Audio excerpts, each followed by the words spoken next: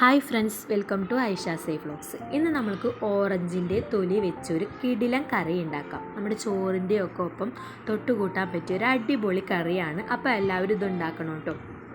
അപ്പോൾ ഞാൻ 2 ഓറഞ്ചിൻ്റെ തൊലി ഇതുപോലെ കഴുകി കട്ട് ചെയ്ത് എടുത്തിട്ടുണ്ട്. ഈ ഒരു രീതിയിൽ വേണം കട്ട് ചെയ്തെടുക്കാൻ.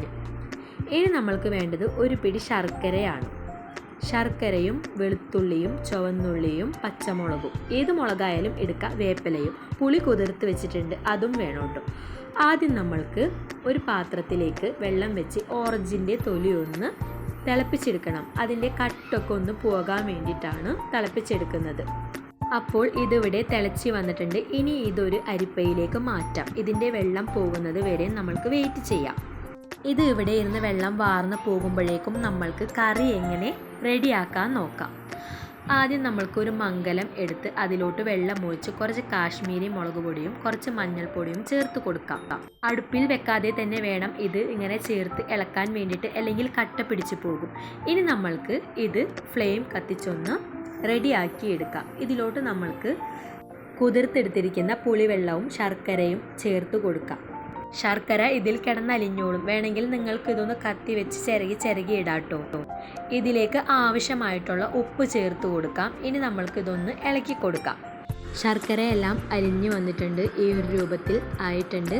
നന്നായി തിളച്ച് വരുന്നുണ്ട്. ഈ ഒരു സമയമാകുമ്പോഴേക്കും നമ്മൾക്ക് നേരത്തെ മാറ്റി വെച്ച ഓറഞ്ചിൻ്റെ തൊലി ഇതിലേക്ക് ചേർത്ത് കൊടുക്കാം. ഇനി ഇതൊന്ന് നന്നായി ഒന്ന് ഇളക്കി കൊടുക്കാം. നല്ലൊരു ടേസ്റ്റായിട്ടാണ് നമ്മൾക്ക് ഈ കറി കിട്ടുന്നത്. നമ്മുടെ പുളിങ്കറിയൊക്കെ ഉണ്ടല്ലോ, അതിൻ്റെ ആ ഒരു ടേസ്റ്റായിട്ടാണ് നമ്മൾക്ക് കിട്ടുന്നത്. അപ്പോൾ എല്ലാവരും ഇത് ഉണ്ടാക്കണം കേട്ടോ. ഇനി നമ്മൾക്ക് ഇതൊന്ന് സെറ്റായി വരുമ്പോഴത്തേക്കും നമ്മൾക്കൊരു കടായി അടുപ്പത്ത് വെച്ച് അതിലോട്ട് കടുക് ചേർത്ത് കൊടുക്കണം. ത്തേക്കും നമ്മൾക്ക് ഇതിലേക്ക് കുറച്ച് ഉലുവ ചേർത്ത് കൊടുക്കണം. അപ്പോൾ ഞാൻ ഉലുവയും കൂടി ഒന്ന് ചേർത്ത് കൊടുക്കുന്നുണ്ട്. ഇനി ഇതൊന്ന് നന്നായി വെളിച്ചെണ്ണയിൽ കിടന്ന് പൊട്ടിക്കഴിയുമ്പോൾ നമ്മൾ നേരത്തെ നന്നാക്കി വെച്ച ചുവന്നുള്ളി, വെളുത്തുള്ളി, മുളക് ഒക്കെ ഒന്ന് ചേർത്ത് കൊടുക്കാം. മുളക് നിങ്ങൾക്ക് ഇഷ്ടമുള്ള മുളക് എടുക്കാം, എരിവനുസരിച്ച് എടുക്കാം. അപ്പോൾ ഇതൊന്ന് നന്നായി ഒന്ന് ഇളക്കി വഴറ്റി കൊടുക്കുകയാണ് ഞാൻ.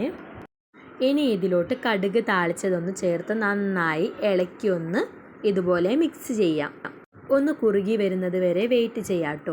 അപ്പോൾ ഇത്രയേ ഉള്ളൂ, എളുപ്പമാണ്. നമ്മുടെ ചോറിൻ്റെ ഒക്കെ ഒപ്പം പരിപ്പ് കറിയൊക്കെ ഉണ്ടെങ്കിൽ തൊട്ടുകൂട്ടി കഴിക്കാൻ പറ്റിയൊരു അടിപൊളി കറിയാണ്.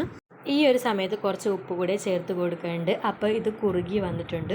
ഇത്രയേ ഉള്ളൂ. വീഡിയോ ഇഷ്ടപ്പെട്ടാൽ സപ്പോർട്ട് ചെയ്യുക, ലൈക്ക് ചെയ്യുക, ഷെയർ ചെയ്യുക, കമൻറ്റ് ചെയ്യുക. വേറൊരു വീഡിയോയുമായി പിന്നെ കാണാം. Okay, bye, thank U.